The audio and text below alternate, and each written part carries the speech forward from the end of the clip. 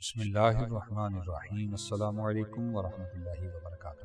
583 ہجری میں سلطان صلاح الدین ایوبی رحمۃ اللہ تعالی علیہ نے ہر طرف جہاد میں بھرتی کا اعلان فرما دیا۔ پھر آپ لشکر لے کر تبریہ کی طرف بڑھے اور بزور جنگ اسے فتح کر لیا۔ یہ صورتحال دیکھ کر صلیبیوں نے بھی لڑائی کی تیاریاں کی اور ہر دور دراز اور قریب کے علاقوں کے صلیبی ان لشکر میں شامل ہونے لگے۔ سلطان صلاح الدین ایوبی رحمۃ اللہ تعالی علیہ کے لشکر میں 12,000 گھڑ سوار تھے اور پیادہ لشکر اس کے علاوہ تھا۔ صلیبیوں کی تعداد 80,000 کے لگ بھگ تھی۔ کئی دن دونوں لشکر آمنے سامنے رہے اور بالآخر جبل حطین لڑائی کا مرکز بنا۔ اس لڑائی میں صلیبیوں کی بدقسمتی عروج پر تھی اور ان کے بڑے بڑے سردار اور حکام پکڑے گئے، جن میں ان کا بادشاہ یروشلم غائبی شامل تھا۔ عماد الکاتب کا کہنا ہے کہ اس دن جنگ میں اتنے صلیبی قتل اور گرفتار ہوئے کہ مقتولین کو دیکھنے سے اندازہ ہوتا تھا کہ پوری فوج قتل ہو چکی ہے، جبکہ قیدیوں کے ڈھیر دیکھ کر اندازہ ہوتا تھا کہ پوری فوج زندہ گرفتار کر لی گئی ہے۔ ایک مسلمان سپاہی 30 صلیبیوں کو خیمہ کی ایک رسی میں باندھ کر ہانکتا پھر رہا تھا۔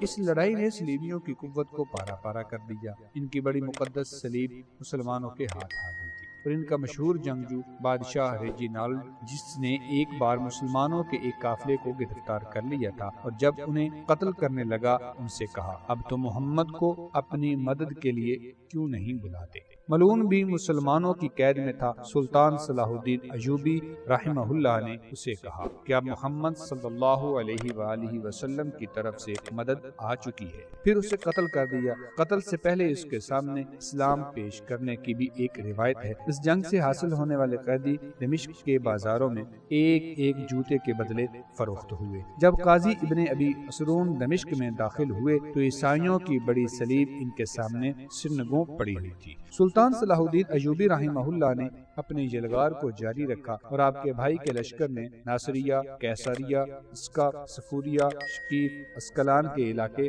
فتح کیے اور رملہ وغیرہ مضافاتی علاقے فتح کرنے کے بعد سلطان نے اپنی اصل منزل مقصود بیت مقدس کا رخ کیا۔ فلسطین کے وہ تمام علاقے جن پر سلطان نے قبضہ کر لیا تھا، وہاں کے صلیبی اور اسکلان کے شکست خوردہ لشکروں نے بھی بیت المقدس میں پناہ لے لی تھی اور 60,000 صلیبی جنگجو بیت المقدس پر اپنے قبضے کو برقرار رکھنے کے لیے جمع تھے۔ مسلمانوں نے پورے عزم اور ولولے کے ساتھ صلیبیوں پر حملہ کر دیا اور بالآخر صلیبیوں نے امان مان لی۔ سلطان نے ان کی درخواست قبول کر لی اور یہ قرار پایا کہ بیت المقدس کی تمام مسیحی فی مرد 10 دینار اور فی عورت 5 دینار اور فی بچہ 2 دینار فدیہ ادا کریں۔ 40 دن تک جو فدیہ نہیں دے گا وہ غلام شمار کیا جائے گا۔ اس قرارداد کے بعد جمعہ 27 رجب 583 ہجری صلیبیوں نے بیت المقدس مسلمانوں کے حوالے کر دیا اور 91 سال سے جاری ظلم و بربریت کا وہ دور ختم ہو گیا جس نے پوری امت مسلمہ کے سر شرم سے جھکا رکھے تھے، اور اللہ کا یہ پاک گھر پھر اپنے حقیقی پاسبانوں کے پاس آ چکا تھا اور مسجد اقصیٰ نے سکون کا سانس لیا۔ جب سلطان ایوب مسجد اقصیٰ میں داخل ہوئے تو اس کے ایک حصے میں خنزیر بندھے ہوئے تھے اور اس کے غربی حصے میں فوج کے لیے بیت الخلاء تھے اور محراب کو بند کر دیا گیا تھا۔ مسلمانوں نے فوراً اس کی پاکی اور صفائی تمام کیا اور مسجد میں قیمتی قالین بچھا دیے گئے اور خوبصورت اور قیمتی قندیلوں سے اسے منور کیا گیا۔ شعبان کے پہلے جمعے میں 91 سال بعد مسجد اقصیٰ سے دوبارہ اذان گونجی اور اس کے منبر سے خطبہ دیا گیا اور سلطان نے اظہار تشکر کے لیے گنبد صغرا میں نماز ادا فرمائی، کیونکہ حضرت عمر رضی اللہ تعالی عنہ کے بعد اللہ تعالی نے انہیں بیت المقدس کی فتح کا اعزاز بخشا تھا۔ صلیبیوں نے گنبد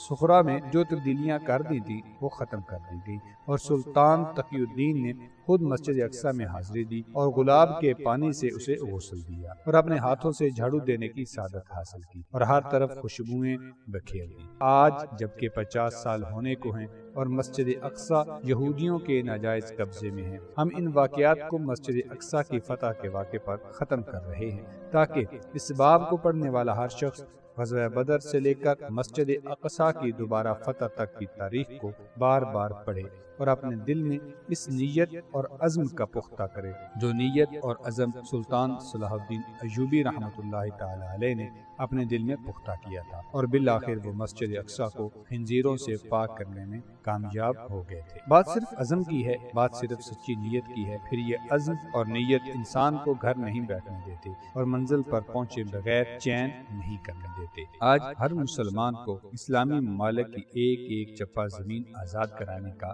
عزم کرنا ہوگا۔ آج ہر مسلمان کو خون کے ایک ایک قطرے کا بدلہ لینے کی نیت کرنی ہوگی۔ آج مسلمانوں کو اسلام کی عظمت کی خاطر خاک اور خون میں تڑپنے کا شوق اپنے اندر پیدا کرنا ہوگا۔ اب انشاءاللہ خود انہی مسلمانوں میں سے کوئی سلطان صلاح الدین ایوبی رحمہ اللہ پیدا ہو جائے گا اور کسی ماں کا بیٹا نور الدین زنگی رحمۃ اللہ تعالی علیہ جیسا بھی کہلائے گا۔ شکوائے ظلمت شب سے تو کہیں بہتر تھا، اپنے حصے کی ایک شمع جلاتے جاتے۔